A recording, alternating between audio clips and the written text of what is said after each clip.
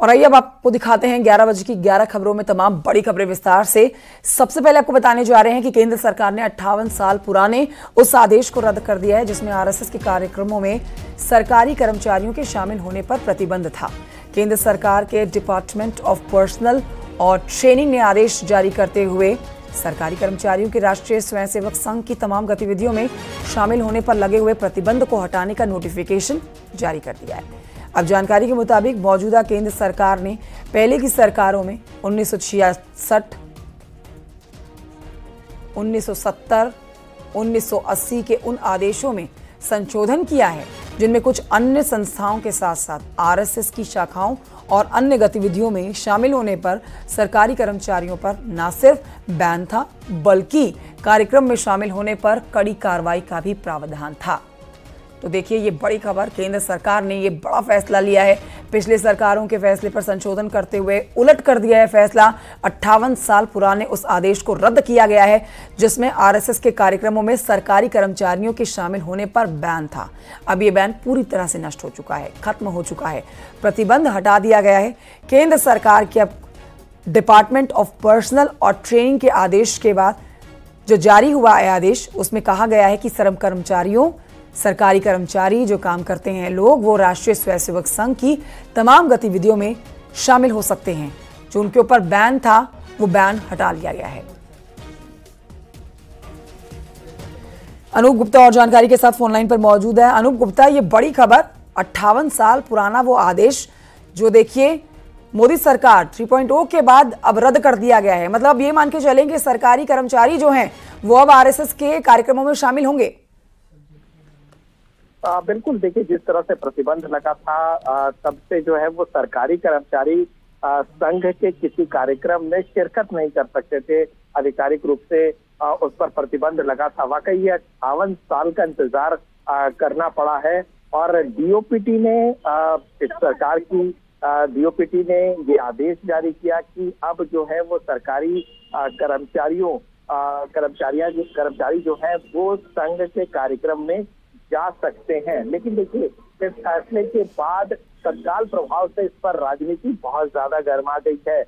लगातार जो है वो कांग्रेस और तमाम विपक्षी पार्टियां ये कह रही है कि किस तरीके से संघ की जिस तरीके से कहा जा रहा था कि चुनाव के वक्त में संघ और बीजेपी के बीच में तालमेल ठीक नहीं रहा है, संबंध ठीक नहीं रहा है, तो कहीं ना कहीं इसको ठीक करने की कोशिश इस सरकार ने करने की कोशिश की है। और एक तरह से कहीं ना कहीं एक समझौता है कि संघ को उस वक्त में, आजादी के वक्त में प्रतिबंध लगाया गया, सरदार वल्लभ भाई पटेल ने उस प्रतिबंध को हटाया और तमाम चीजें हुई। लेकिन ये एक तरह से तुष्टीकरण किया जा रहा है। इस तरीके से एक तरह से सरकारी कर्मचारियों को इस तरह से कहीं भेजना या उस पर प्रतिबंध हटाना ये कतई ठीक नहीं कहा जा सकता है। लेकिन सरकार की तरफ से ये फैसला ले लिया गया है। अब वो कोई भी सरकारी कर्मचारी जो है वो संघ के किसी कार्यक्रम में जाने को स्वतंत्र है। बहुत शुक्रिया आपका अनूप गुप्ता जानकारी के लिए।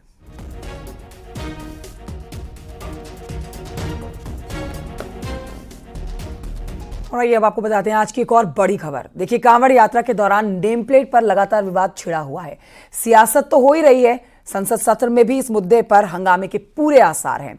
यूपी में नेम प्लेट के मुद्दे पर सहारनपुर से कांग्रेस सांसद इमरान मसूद ने सरकार पर निशाना साधा। इमरान मसूद ने कहा है कि हर मुसलमान कांवड़ियों की इज्जत करता है। सुनिए।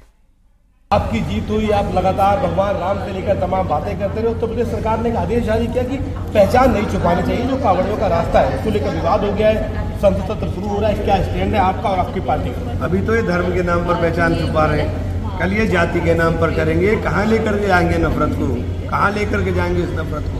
नफरत से नहीं चलेगा मुल्क, मोहब्बत से चलेगा।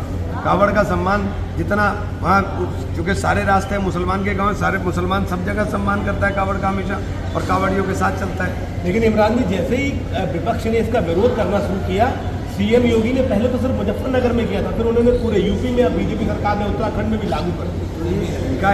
इनका तो एजेंडा ही नफरत का है ना, इनका एजेंडा नफरत का है।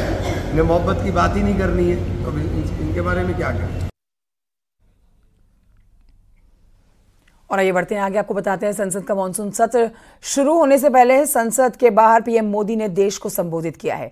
पीएम मोदी ने विपक्ष पर भड़कते हुए कई बड़ी बातें कही हैं, विपक्ष पर भड़कते दिखाई दिए हैं वो। उन्होंने कहा है कि पिछले सत्र में विपक्ष ने लोकतंत्र का गला घोंटा, 2.5 घंटे तक देश के प्रधानमंत्री की आवाज को दबाया गया।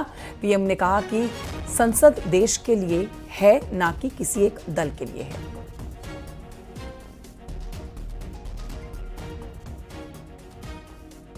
एक 140 करोड़ देशवासियों ने बहुमत के साथ जिस सरकार को सेवा करने का हुक्म किया है देशवासियों ने, उसकी आवाज को कुचलने का और लोकतांत्रिक प्रयास हुआ। 2.5 घंटे तक देश के प्रधानमंत्री का गला घोंटने का, उनकी आवाज को रोकने का, उनकी आवाज को दबाने का लोकतांत्रिक परंपराओं में कोई स्थान नहीं हो सकता है और इसका कोई पश्चाताप तक नहीं है, दिल में दर्द तक नहीं है। मैं आज आग्रहपूर्वक कहना चाहता हूं, देशवासियों ने हमें यहां देश के लिए भेजा है, दल के लिए नहीं भेजा है। ये सदन दल के लिए नहीं, ये सदन देश के लिए है। ये सदन सांसदों तक की सीमा तक नहीं है, 140 करोड़ देशवासियों की एक विराट सीमा करके लिए है। लखनऊ से खबर, जहां पर एक लड़के की पीट कर हत्या कर देने का मामला सामने आया है। 20 साल के ऋतिक पांडे की पीट कर हत्या कर दी गई है। ऋतिक के पिता और भाई को ही घर में घुसकर पीटा गया था। बंथरा की ये घटना है, जहां पर गांव के ही ऋषु सिंह और साथियों पर हत्या का आरोप लग रहा है। तस्वीरें आपको दिखा रहे हैं, बेहद दुखद जानकारी कि पीट कर लड़की को मौत के घाट उतार दिया गया। पिता और भाई को बुरी तरह से पीटा गया।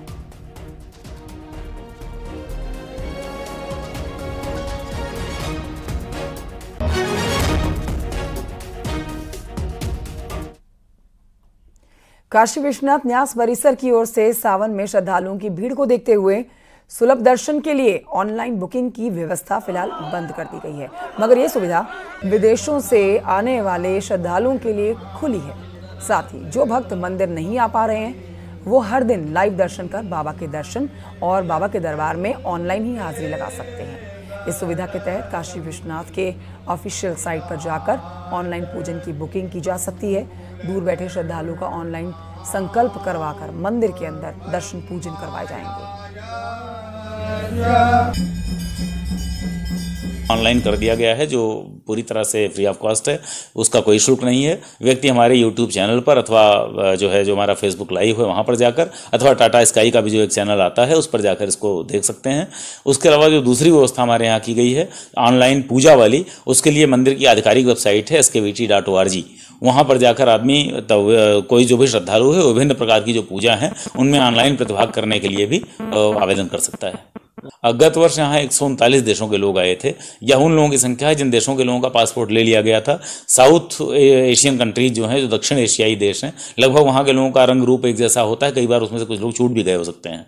तो इतने ज़्यादा देशों से लोगों के आने के दृष्टिगत ही यहाँ ऑनलाइन व्यवस्था रखी गई है कि पूरे विश्व में लोग यहाँ पर महादेव का दर्शन पूजन कर सकें।